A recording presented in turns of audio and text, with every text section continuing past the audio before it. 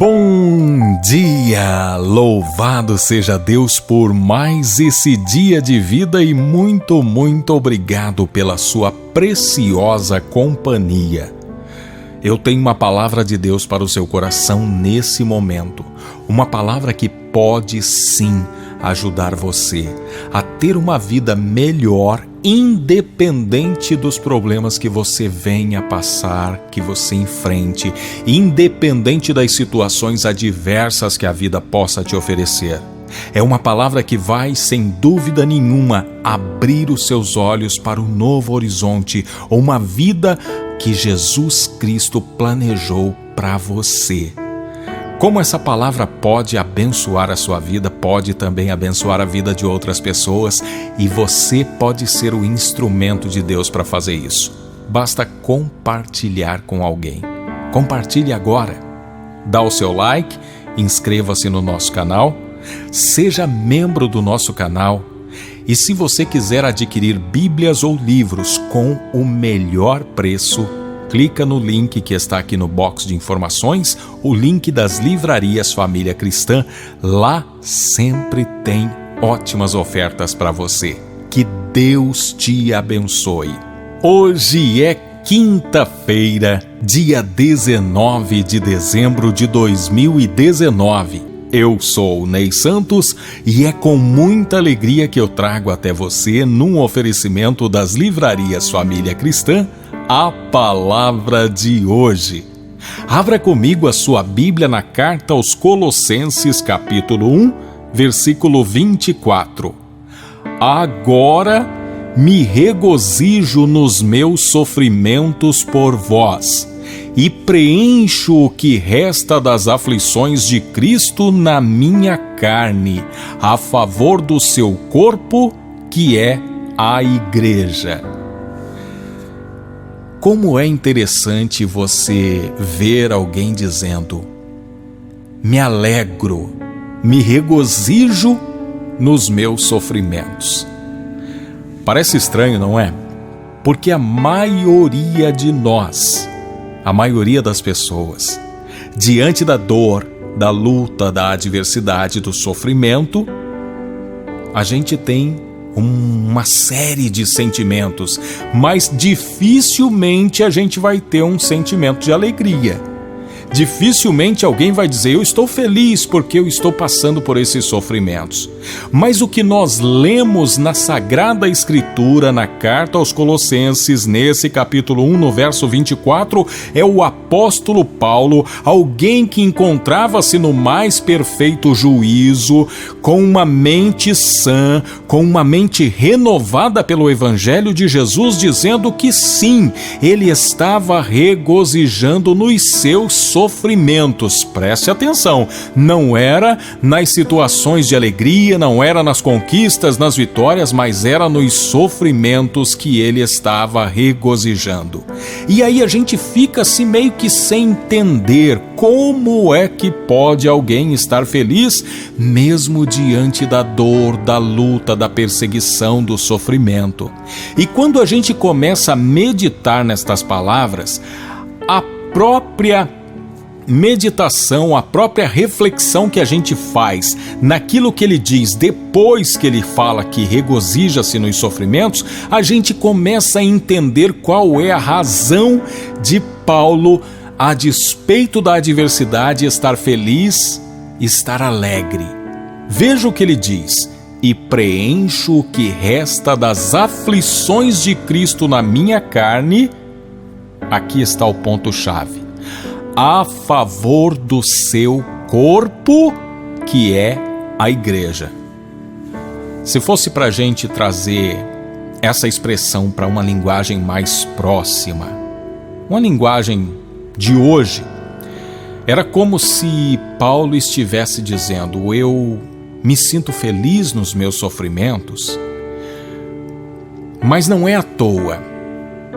Eu estou permitindo que a vida e as adversidades me ajudem a prestar um serviço em favor da Igreja de Cristo.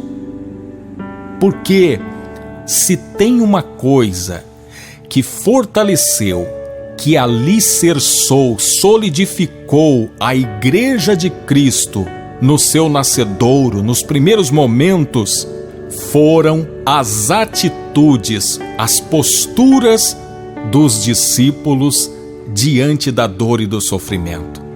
Porque o que eles pensavam quando eles viam aquela igreja se espalhando, aquelas pessoas seguindo a Cristo? O que é que eles faziam para tentar parar essas pessoas? Eles imputavam sofrimento, colocavam aquelas pessoas para serem escorraçadas das cidades, aprisionadas, muitas vezes lançadas às feras nos teatros, no Coliseu Romano. Eles faziam daquelas pessoas verdadeiros espetáculos de dor e sofrimento com a intenção de pará-los, com a intenção de aniquilar essa fé em Jesus Cristo. Enfim, eles faziam isso. E quando eles viam que aquelas pessoas, mesmo sofrendo, morrendo, vendo seus entes queridos sofrerem e morrer, eles não abandonavam aquela fé. Isso fazia com que aquela igreja se fortalecesse ainda mais, porque eles ficavam pensando: quem é esse Cristo que faz com que essas pessoas sintam-se felizes por sofrer por amor a Ele? E isso fazia com que a igreja ganhasse cada vez mais notoriedade, fama, e essa igreja se solidificasse.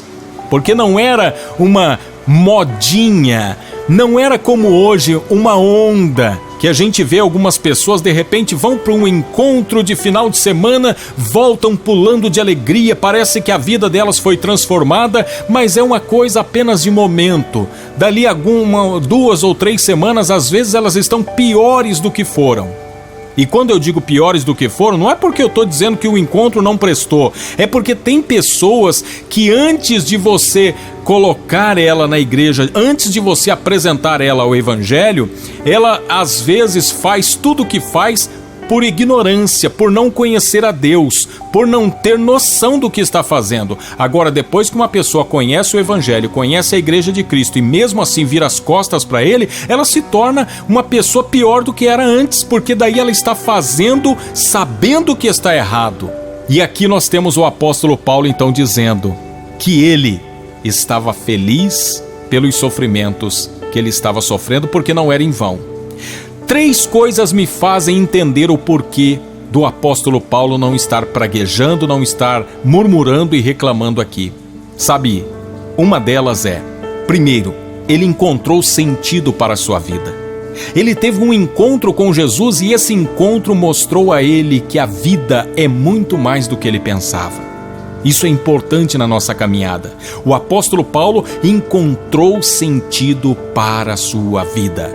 Segunda coisa, ele descobriu que vida não é apenas matéria, não é apenas aquilo que a gente faz aqui, não é apenas um monte de compromissos aqui na terra. E a terceira e talvez uma das mais importantes é: ele sabe quem está servindo. Ele está servindo ao Rei dos Reis, Senhor dos Senhores, o Alfa e o Ômega. Ele está servindo a Jesus.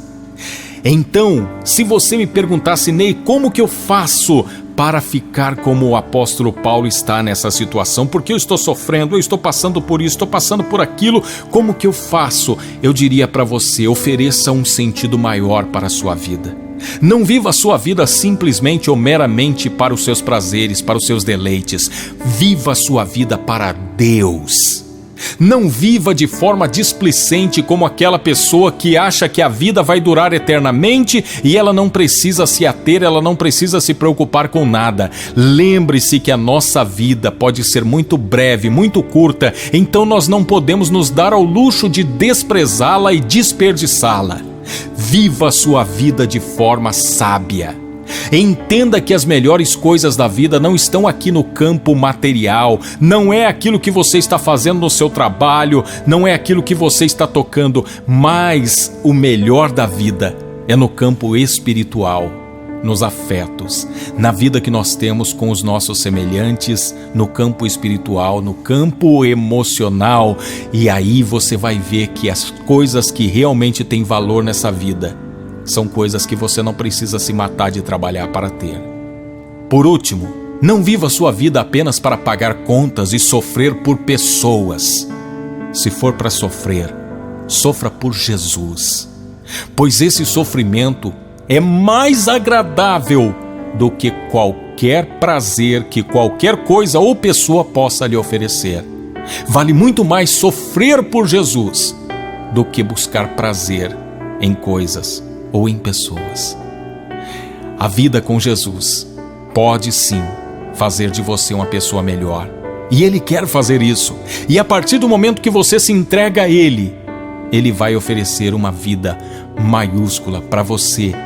E eu quero orar por você agora nesse momento, para que nós juntos possamos viver como viveu o apóstolo Paulo, uma vida para Jesus. Querido Deus, Pai de bondade, de graça, de misericórdia, eu apresento diante de Ti um pedido simples para mim e para todos os que me ouvem nesse momento, que nós possamos não viver uma vida displicente, descuidada, uma vida de qualquer jeito, mas nós possamos viver de forma maiúscula, a louvar e glorificar e honrar o nome do nosso Senhor Jesus Cristo de Nazaré. Ajude-nos a viver uma vida que vale a pena. Ajude-nos a fazer como o apóstolo Paulo, viver uma vida para o Senhor Jesus. Assim eu te peço, meu Deus. Amém. Que bom que você me acompanhou até aqui, que bom que você ouviu essa mensagem integral. E agora aperta o like, compartilha essa palavra, deixa o seu gostei, deixa também um comentário. E se você tiver tempo para ver mais um vídeo, eu quero apresentar esse vídeo aqui que pode abençoar a sua vida. Que Deus te abençoe e faça milagres na sua vida. Deus seja louvado.